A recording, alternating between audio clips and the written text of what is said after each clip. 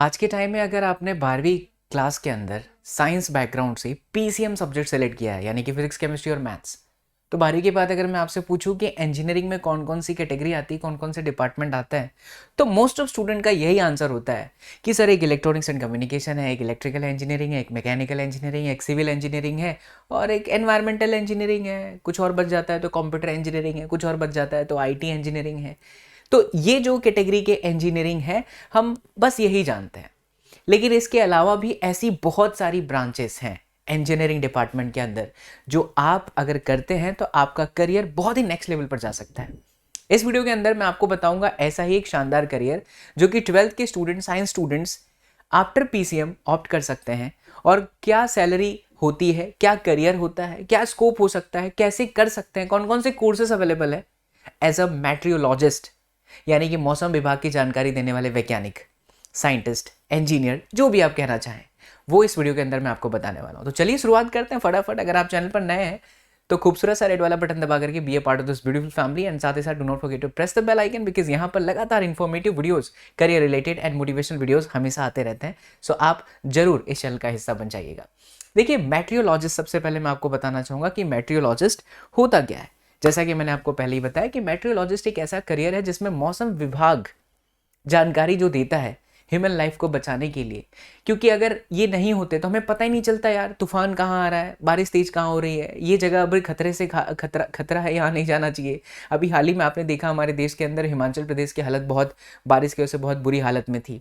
कई जगह पर न्यूज़ ऐसे आ रहे हैं कि कुल्लू एक ऐसा क्षेत्र है जहाँ पर धराशायी होते जा रहे हैं सारे के सारे मकान, है ना। तो ये जो सारा इन्फॉर्मेशन था, अब देखिए बारिश बहुत ज़्यादा हुई है, इसकी वजह से गिरा है, लेकिन ये इन्फॉर्मेशन दे कौन रहा है? मेट्रियोलॉजिस्ट दे रहा है, मेट्रियोलॉजिस्ट इंजीनियर दे रहा है। तो ये मेट्रियोलॉजिस्ट वो है जो मौसम विभाग की जानकारी हमें देते हैं। इसकी वजह से बहुत सारे सेक्टर को फ़ायदा होता है। इसमें प्राइवेट सेक्टर के अंदर भी बहुत सारी अपॉर्चुनिटीज़ अवेलेबल है और गवर्नमेंट सेक्टर के अंदर भी बहुत सारी अपॉर्चुनिटीज़ अवेलेबल है। इनके बगैर हम चंद्रयान 3 जैसे मिशन को भी पूरी तरह से नहीं कर पाते, बिकॉज यही साइंटिस्ट है, यही इंजीनियर है जो पता लगा पाते हैं कि अच्छा चांद की सरफेस पर, पोल रीजन पर हम पहुंचने वाले हैं तो क्या टेम्परेचर होगा, कैसी कंडीशन होगी, A to Z। ठीक है, तो career, salary, course, college, job role क्या है, मैं वो सब कुछ आपको डिटेल में बताता हूँ। जैसा कि मैंने आपको बताया कि ये एक ऐसा ब्रांच है, branch of earth science that deals with the monitoring and study of atmosphere. Atmosphere की स्टडी करता है ये ब्रांच, उसी से रिलेटेड आपको इन्फॉर्मेशन देता है कि किस तरीके से आपकी क्या कंडीशन होनी चाहिए। और ये हाई डिमांड है, ज़्यादातर इसका जो डिमांड है ना, वो गवर्नमेंट सेक्टर के अंदर देखा जाता है। जैसे कि मैंने अभी भी इसको किसके साथ कनेक्ट करा, इसरो के साथ कनेक्ट किया। तो इसरो में मौसम विभाग की जानकारी देने वाला इंजीनियर्स तो चाहिए ना, अरे तभी तो रॉकेट को हम लॉन्च कर सकते हैं, बगैर इसके हम लॉन्च नहीं कर सकते। ठीक है, सो ये मेट्रियोलॉजिस्ट होता है। अच्छा, इसके लिए जो एलिजिबिलिटी होती है टू बिकम मेट्रियोलॉजिस्ट, वो देखिए क्या है। तो आप 3 तरह की मेट्रियोलॉजिस्ट कोर्स को कर सकते हैं। एक होता है आपका डिप्लोमा ब्रांच से आप कर सकते हैं, एक होता है आपका बीएससी या फिर बीटेक से कर सकते हैं, एमएससी या फिर एमटेक से कर सकते हैं। अब क्योंकि अगर आप डिप्लोमा मेट्रियोलॉजिस्ट कोर्स को सिलेक्ट करते हैं तो आपका 10th क्लास कंपलसरी होना चाहिए। वो तो बेसिक सी बात है जो सभी एस्पिरेंट्स को पता होता है। अगर आप बीएससी बीटेक कर रहे हैं तो क्लास 12th आप पास आउट होने चाहिए। जेई मेंस एडवांस भी अगर आपका है तो वो क्लियर रहना चाहिए। स्टेट लेवल की कोई एंट्रेंस एग्जाम है तो वो भी क्लियर रहनी चाहिए। अच्छे कॉलेजेस से अगर पढ़ना है तो जरूरी नहीं कि हर जगह पर मेट्रियोलॉजिस्ट इंजीनियर बनने के लिए आपको जेई मेंस और एडवांस क्लियर करना है, लेकिन कुछ अच्छे कॉलेजेस हैं जहां पर ये एंट्रेंस एग्जाम अगर आप क्वालिफाई किए रहते हैं तो आपका लेवल बहुत अच्छा माना जाता है। एमएससी एमटेक के लिए अगेन बीएससी बीटेक होना कंपलसरी है। ठीक है, चलिए अब हम बताते हैं कि हाउ टू बिकम मेट्रियोलॉजिस्ट, आप कैसे मेट्रियोलॉजिस्ट बन सकते हैं। तो बीटेक जो होता है उसके अंदर आप एटमॉस्फेरिक साइंस कर सकते हैं, बैचलर ऑफ टेक्नोलॉजी के अंदर 4 साल का अंडर ग्रेजुएट प्रोग्राम है। इसमें अर्थ एटमॉस्फेयर है, फिजिकल प्रॉपर्टीज है, इकोसिस्टम है, ह्यूमन लाइफ से रिलेटेड। तो ये जो कोर्स है वो अवेलेबल है कौन से बढ़िया शानदार कॉलेज के अंदर, तो आईआईटी दिल्ली के अंदर अवेलेबल है, साथ ही Cochin university of science and technology in Kerala के अंदर भी अवेलेबल है। ठीक है, तो बीटेक एटमॉस्फेरिक साइंस से आपको करना पड़ेगा। अब देखिए पहली बार आप सुन रहे हैं एटमॉस्फेरिक साइंस, है ना।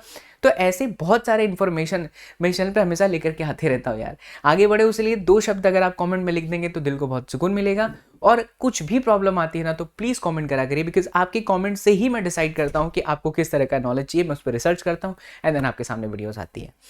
चलिए, फीस की अगर हम बात करें तो लगभग 1 लाख से लेकर के 4 लाख जितना इसका फीस स्ट्रक्चर है।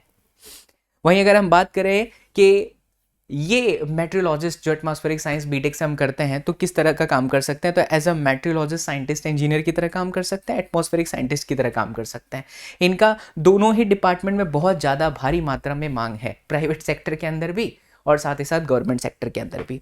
अगर हम बीएससी मेट्रोलॉजिस्ट करते हैं तो ये 3 साल का अंडर ग्रेजुएट प्रोग्राम है, 10th + 2 ग्रेड एटलीस्ट 50% आप उससे पास आउट किए हैं तो अच्छी कैटेगरी मानी जाती है। इसलिए 12वीं का बोर्ड एग्जामिनेशन अगर आप और अच्छे मार्क्स के साथ क्वालिफाई करें तो बहुत बेहतर होगा।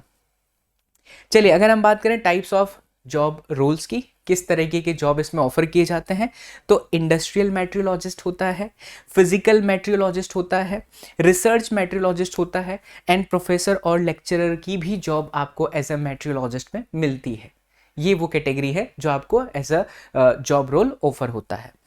उसके बाद अगर हम बात करें एम्प्लॉयमेंट अपॉर्चुनिटी की फॉर मेट्रोलॉजिस्ट की, तो नेवी में आप जा सकते हैं, एयरफोर्स में आप जा सकते हैं, वेदर कंसल्टिंग एजेंसीज के अंदर आप काम कर सकते हैं, एयरक्राफ्ट एंड मिसाइल मैन्युफैक्चरर्स के अंदर आप काम कर सकते हैं, मेट्रोलॉजिकल रिसर्च सेंटर के अंदर भी आप इसमें काम कर सकते हैं। इसके बाद अगर हम आपको बताएं कि इंडिया में कौन कौन सी एजेंसीज हैं जहां पर मेट्रोलॉजिस्ट की जॉब मिल जाती है, इजीली मिल जाती है, उसमें से आईएमडी है, डीआरडीओ है, नेशनल रिमोट सेंसिंग एजेंसी है, स्पेस एजेंसी है, इंडियन एयरफोर्स है। जैसा कि मैंने आपको शुरू में बताया था कि गवर्नमेंट सेक्टर के अंदर भी जॉब ऑफर होता है, साथ ही साथ प्राइवेट सेक्टर के अंदर भी होता है। तो यहाँ पर आप देख सकते हैं कि ज़्यादातर यहाँ पर गवर्नमेंट जॉब के अंदर भी आप अप्लाई कर सकते हैं। Department of agriculture and organisation, और बहुत सारी कॉलेजेस ऐसी हैं जहाँ पर प्रोफेसर लेक्चरर के फॉर्म में भी आप काम कर सकते हैं। ठीक है, तो ये हो गई हमारी एजेंसी। अब बात करते हैं कि किस तरह के स्किल की हमें ज़रूरत है। तो देखिए, एक स्ट्रॉन्ग एनालिटिकल स्किल आपके अंदर होना चाहिए। आप मौसम को समझ पा रहे हैं, एटमॉस्फेयर को समझ पा रहे हैं, बिकॉज यार इसी की वजह से ना आज एक जगह से दूसरी जगह पर जाना आसान हुआ है। अब आप सोचेंगे कि एरोप्लेन हमें लेके जा रहा है, दैट्स ट्रू, बट उस एरोप्लेन को चलने के लिए जो रास्ता है दिखाने का काम सब कुछ रडार कर रहा है, और रडार को ऑपरेट कौन कर रहा है? मौसम विभाग के जो हमारे इंजीनियर्स हैं वो उसे सिग्नल भेज रहे हैं, उसे बताते हैं कि अच्छा यहाँ पर मौसम खराब है तो अभी संभावना अच्छी नहीं है, फ्लाइट को उड़ाना अच्छी बात नहीं है, कैंसिल कर दीजिए। तो देखिए हर एक चीज़ टेक्नोलॉजी जो है ना कनेक्टेड है, इसीलिए ये ब्रांच जो है ना इसके बारे में आप इन्फॉर्मेशन निकालो और ज़्यादा डिटेल में निकालो। मैंने तो आपको एक बहुत अच्छा पिक्चर दे दिया है कि there is also a branch. Its not like always electrical engineering और electronics and communication, this is also a kind of huge branch for your career. तो प्रैक्टिकल स्किल बहुत मायने रखता है। आपकी एक्यूरेसी की कितना जल्दी आप अंदाज़ा लगा सकते हैं कि यार ये जगह पर मौसम ख़राब हो रहा है, हमें थोड़ा सा सावधानी बरतना चाहिए। पेशेंस बहुत ही ज़्यादा ज़रूरी है। भगवान श्री कृष्ण श्रीमद् भगवद गीता के अंदर कहते हैं कि पार्थ धैर्य रखो, परिस्थिति जैसी भी हो अगर आप धैर्य रखते हैं ना तो रिजल्ट बहुत अच्छा ही आता है। इसलिए पेशेंस लेवल यहाँ पर बहुत ज़बरदस्त तरीके से चेक होता है। पावर ऑफ ऑब्जर्वेशन, कितना अच्छा आपके अंदर स्किल है, एंड कम्युनिकेशन स्किल, यस, बातचीत करने का तरीका, because at the same time जो एयर ट्रैफिक कंट्रोल होते हैं वहाँ पर अलग अलग तरह के पायलट होते हैं, किसी को कौन सी लैंग्वेज आती है, किसको क्या आता है। तो आपकी जो कम्युनिकेशन स्किल होनी चाहिए वो बहुत पावरफुल होनी चाहिए, और ऐसा होना चाहिए, कमांडिंग होना चाहिए कि आपने बताया कि बस अब यहाँ सही नहीं है तो नहीं जाना है वहाँ पे। तो ये हमारे स्किल। अच्छा, पे स्किल की बात करें तो यहाँ पर जो सैलरी रेंज हमने दिखाया है आपको 10 लाख से 20 लाख, ये एक ऐसा पे स्केल है जो कि स्टार्टिंग में ऑफर किया जाता है। अगेन मैं अपने हर वीडियोस के अंदर बताता हूँ कि ये डिपेंड करता है आपके स्किल पर, ये डिपेंड करता है आप कितने जल्दी चीज़ों को ग्रैब करते हैं, डिपेंड करता है कि आप कितना अच्छा सीखते हैं।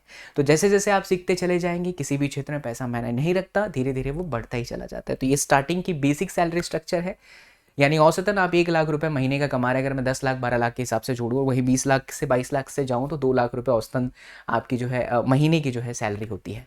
तो इट्स नॉट अ छोटा number, it's a huge number. इसके कुछ लाभ और हानि भी है। प्रॉस की अगर हम बात करें तो यार ये परमानेंट जॉब होता है ना, कोई दिक्कत वाली बात नहीं होती, फिक्स्ड आवर का काम होता है। हम जैसे प्राइवेट सेक्टर और जो यूट्यूब पर वीडियोस बनाते हैं या पढ़ाते हैं इतने सारे बच्चों को, हमारा टाइमिंग कुछ फिक्स नहीं होता, दिन में भी काम करते हैं, रात में भी काम करते हैं, लगे रहते हैं। लेकिन यहाँ पर ऐसा नहीं है, यहाँ पर फिक्स्ड आवर की एक जॉब होती है और एक परमानेंट जॉब होती है, तो which is a very good thing. And apart from that there is a challenging career. हर जगह पर, हर वक्त, हर समय आपको एक्टिवेट रहना है। आपको पता नहीं चलेगा कि नेचर का कौन सा चीज़ अब आपके ऊपर हावी होने वाला है, और आपको उसको स्टडी करना है, ऑब्जर्व करना है। चक्रवाती तूफान कब टकराएगा, गुजरात के किस हिस्से पर टकराएगा, या दिल्ली में कब टकराएगा, या क्या होगा, ये सब कुछ डिटेल के लिए आपको तैयार रहना पड़ता है। That's why it is a very challenging career which is a pros. And अगर हम कॉन्स की बात करें तो वर्क का प्रेशर तो देखिए होता ही है, साथ ही साथ आपको प्रकृति के साथ लड़ाई करनी है यार, कुदरत के साथ लड़ाई करनी है which is not a easy task. तो कभी कभी आप समझ नहीं पाते हैं चीज़ों को और भारी मात्रा में नुकसान हो जाता है, तो फिर गवर्नमेंट को जवाब भी देना पड़ता है। तो ये कुछ है, हर दुनिया में हर चीज़ के कुछ लाभ भी होते हैं, कुछ हानि भी होती है, but apart from that it is a very good career as a engineer meteorologist. तो मैं उम्मीद करता हूँ कि मैंने जो भी बातें आपको यहाँ पर बताई हैं वो आपको इंटरेस्टिंग लग रही है, सो प्लीज़ लाइक का बटन जरूर दबा दीजिएगा। अब मैं आपको कुछ कॉलेज का नाम बता देता हूँ जहाँ से अगर आप ये करते हैं तो करियर आपका नेक्स्ट लेवल पर जा सकता है, जिसमें BU भोपाल है, साथ ही SRM यूनिवर्सिटी अमरावती है, महाराष्ट्र में है, DG वैष्णव कॉलेज चेन्नई के अंदर है, and Tata institute of fundamental research जो कि आपकी मुंबई बेस्ड कॉलेज है। तो ये रहा हमारा आज का वीडियो।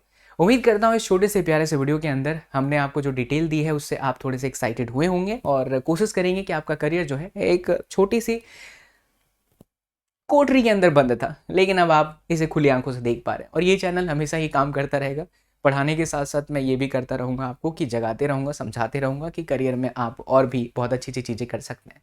वीडियो कैसा लगा है प्लीज़ बताइएगा, कमेंट जरूर करिएगा। ऐसे और भी इंटरेस्टिंग वीडियोज़ को देखना है तो चैनल को जरूर सब्सक्राइब कर लेना। मिलते हैं अगले वीडियो में, तब तक खुश रहें, मुस्कुराते रहें एंड मुस्कुराहट के साथ चैनल को देखते रहें। Bye bye, take care, love you all, जय हिंद।